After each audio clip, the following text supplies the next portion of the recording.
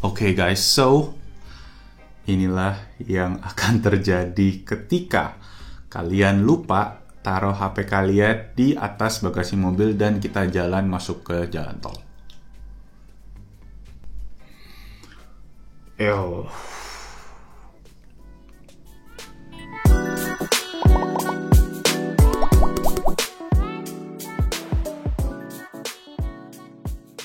Oke, jadi gue udah punya iPhone 11 Pro ini selama kurang lebih 1 tahun setengah, berarti dari akhir tahun 2019. Dan HP ini bener-bener nggak pernah kena masalah sih. Bisa dibilang sampai kemarin akhirnya ya sebenarnya masih dipakai buat Instagram Story, buat Instagram Live itu kadang-kadang. Dan terakhir HP ini memang dipakai jadi HP buat monitor drone. Jadi di remote drone-nya kita colokin pakai si iPhone 11 Pro ini karena memang ukurannya lebih compact dan lebih enak dipakai dibandingkan gue pakai si iPhone 12 Pro Max yang gue pakai sekarang. Sampai akhirnya kejadian ini terjadi, kita lihat reka ulangnya gimana nih. Let's go.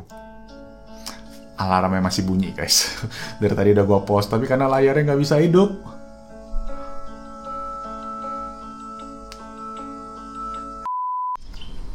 Oke, jadi ini dia mobil tempat kejadian perkara. Sebenarnya bukan mobilnya sih, TKP-nya. TKP-nya sih ya di jalan tol kemarin ya. Tapi posisinya tuh kayak gini guys. Kemarin kita udah selesai nih habis syuting, habis drone, kita taruh HP-nya di sini, kita beres-beres nih.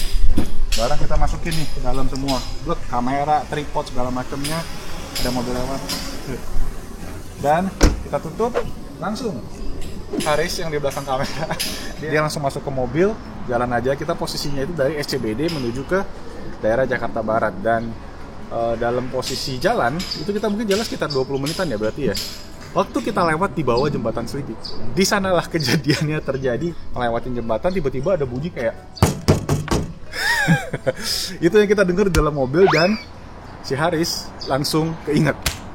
Dia bilang kayak, astagfirullah, HP ketinggalan ternyata guys. Jadi ketinggalannya di sini dan dia bisa nyantol guys kayak gini selama kurang lebih setengah jam tuh kita jalan, 20 menitan lah. Sampai akhirnya kita ngelewatin jembatan. Nanti pas ngelewatin jembatan mungkin ada angin yang karena di posisi bawah jembatan itu kali ya.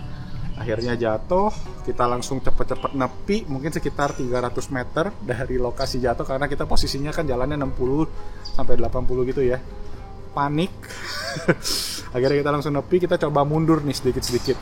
Tapi karena jaraknya udah lumayan jauh dari jembatan, ya udah akhirnya si Haris turun, dia jalan ke tempat kejadiannya. Gue di mobil, gue cobain mundur mobil pelan-pelan sampai akhirnya ada polisi datang. Itu mungkin gue sudah mundur sekitar 100-200 meter gitulah dari dekat sama jembatannya udah. Si polisi nanya, kenapa pak? Katanya. Tapi satu lagi ada polisi di belakang yang juga nanyain si Haris nih. Kita bilang lah, iya pak, ini ada barang jatuh, ada HP jatuh pak di belakang katanya gitu. Oh, di mana? Di belakang situ. Apa nggak hilang HP? Katanya kayak gitu. Terus kita udah panik juga, kita kayak aduh bingung pak. Tapi ternyata polisi yang bantuin Haris itu yang lagi nyetir mobil polisinya tuh baik banget ya, dia luar biasa. Thank you buat pak polisi. Dia akhirnya berhentiin jalan. Karena Haris sudah berdiri di situ udah kayak aduh 15 menit gitu hampir ya. Kita nggak berani guys, karena mobilnya kencang banget kan. Ngeong. Akhirnya pak polisinya yang akhirnya bantu jalan ke tengah, berhentiin 2 jalur. Dan akhirnya HP-nya bisa diselamatin.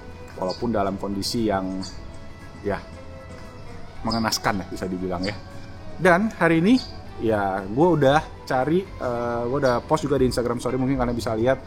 Udah ketemu tempat benerinnya, tapi baru akan dibenerin hari ini, jadi langsung aja ikutin proses benerinnya. Oke? 6.5 hours later.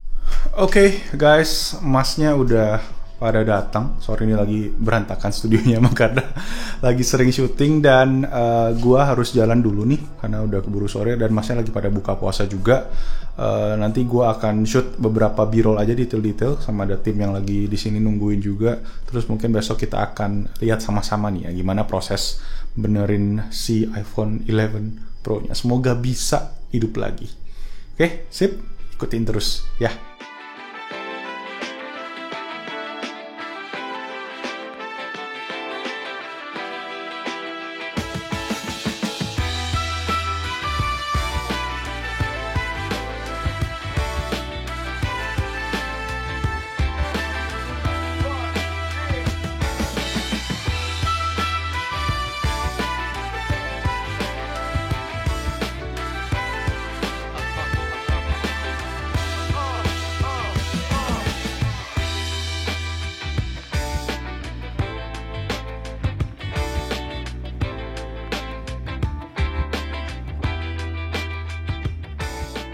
So guys, here we go. iPhone 11-nya udah kembali dalam kondisi yang utuh setelah dibenerin sama tim Apple Stories.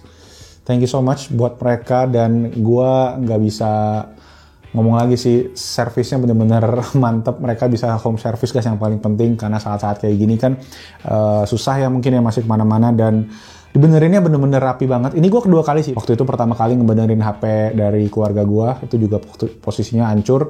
Tapi semua dibenerin, lancar jaya, nggak ada masalah. Sampai sekarang masih dipakai, udah sekitar mungkin 6 bulan. Kondisinya mantep banget, dan mereka juga pakai parts-parts yang original ya. Jadi kita bisa jamin lah kualitasnya aman katanya gitu. Dan sekarang sih memang kondisinya kemarin ada masalah dengan kameranya. Karena waktu itu kan kamera depannya bener-bener hancur dan sampai ke expose tuh. Makanya di sana mungkin ada problem, dan jadi kita masih coba untuk cek benerin, dan gue akan share ke kalian juga nanti progresnya gimana abis ini. Tapi Oke, update terakhir untuk kameranya guys. Sekarang udah bener setelah cukup lama, ini berapa? 3-4 bulan kali ya. Kita nyari-nyari guys ke berbagai service center atau ke tempat servisnya, karena kemarin di ASORIS itu lagi out of stock. Dan akhirnya setelah beberapa bulan ASORIS back in stock lagi, dan harga modul kamera depannya guys ini di Rp850.000. Jadi kalau di total kalian bisa cek nih harga total habisnya sekitar Rp8,5 juta. Rest in peace my wallet.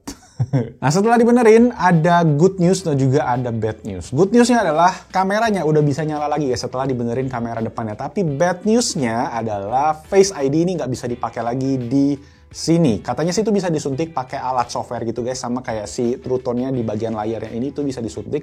Cuma sampai saat ini kita belum mau suntik, jadi karena juga zaman-zaman pandemi gini ya, pakai masker nggak bisa buka pakai Face ID kan, jadi udahlah pakai password aja. Ya agak sedih sih, tapi nggak apa-apa lah, yang penting sekarang HP-nya udah sehat walafiat. Oke, segitu aja buat video kali ini. Semoga videonya bermanfaat, dan intinya ya hati-hati aja kalau kalian pakai HP apapun, terutama iPhone ya, karena biaya benerinnya lumayan bikin dompet meringis. Oke, thank you again buat ASORIS dan juga Om Indra dari iTech Live yang udah bantuin refer ke ASORIS, jadi cepet tanggepnya, dan juga bersyukur sekarang udah bener lagi HP-nya udah bisa dipakai lagi walau tanpa Face ID. Oke, segitu aja. Thank you semua yang udah nonton. Kalau kalian ngerasa video ini bermanfaat, boleh diklik tombol jempol ke atas, dan juga let me know kalau kalian ada pengalaman tentang benerin iPhone, boleh aja langsung ditulis di kolom comment section di bawah. Mana tahu ada yang juga pengen tahu, sharing-sharing pendapatnya. Dan itu aja, kita ketemu lagi di video selanjutnya. Stay safe, stay healthy, and bye-bye.